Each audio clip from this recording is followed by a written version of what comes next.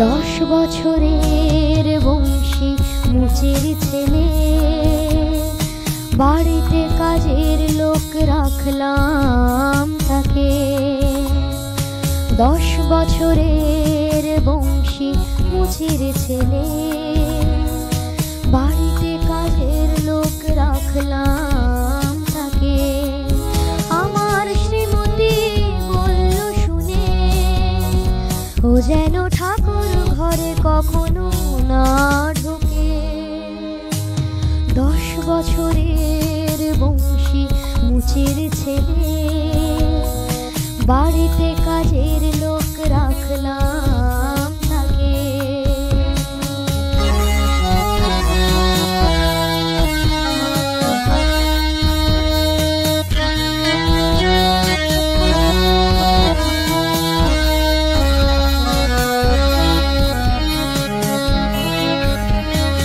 বললাম ফেলে দাও আজে বাজে জাতের বিচার, চললাম মার কাছে শ্রীমতী যে দিল ঝক্কার।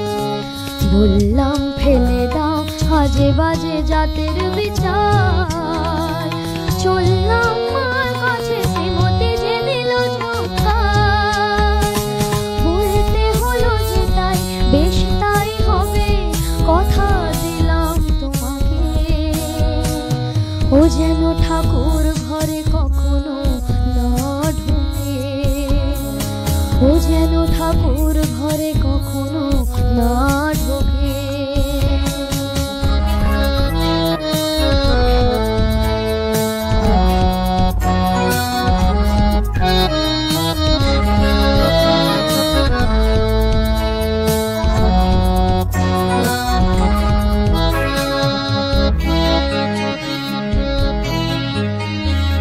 বাড়ির যে গিন্নি তার খুশি করতে আদায়, বংশী করলো শুরু যাকে বলে ওঠা বসায়। বাড়ির যে গিন্নি তার খুশি করতে আদায়, বংশী করলো শুরু যাকে বলে ওঠা বসায়। কান ভরে সব আগে যেত বাজারে, সবচেয়ে ভালো মাছ কিন্তু সে দেখে। বাড়িতে কাজের লোক রাখলাম তাকে, বাড়িতে কাজের লোক রাখলাম তাকে।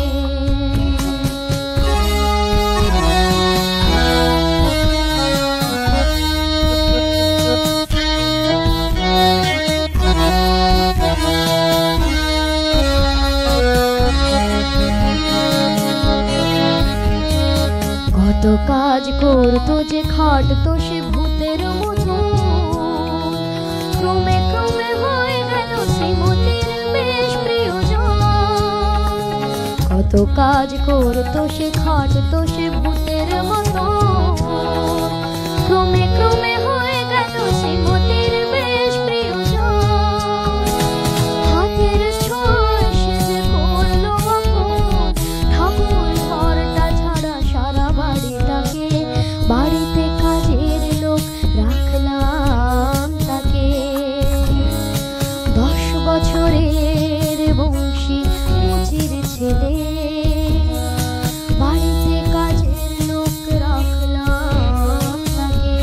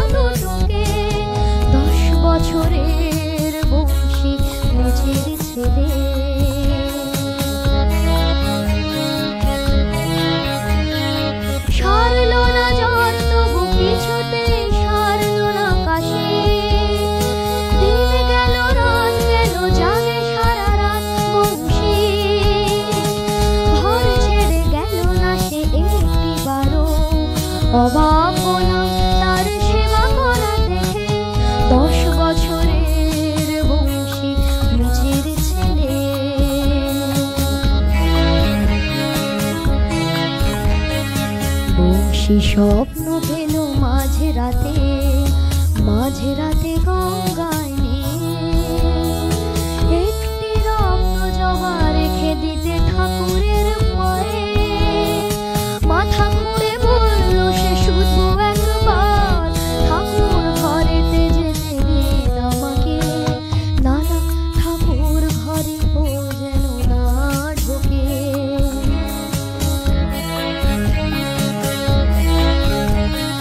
বললাম হয় না, তাও ঘরেতে যাবে না তুমি। অজ্ঞান রুটিকে কিছুতেই থামাবো আমি। চলে গেল বংশী চোখে জল নিয়ে, সদর দরজা খুলে রাস্তার বাঁকে। 10 বছরের বংশী মুছের ছেলে।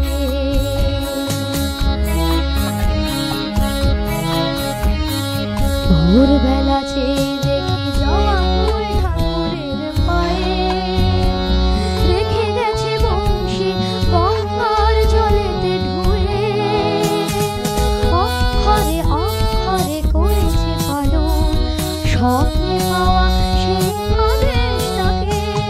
10 বছরের বংশী মুছের ছেলে।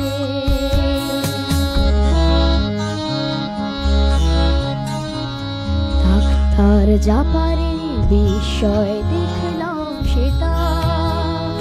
ধীরে ধীরে খুলে গেল শ্রীমতীর 2 চোখের পাতা।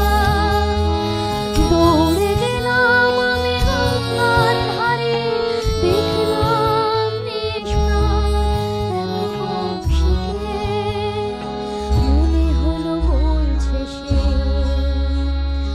মনে হলো বলছে সে মার কথা যে না শোনে।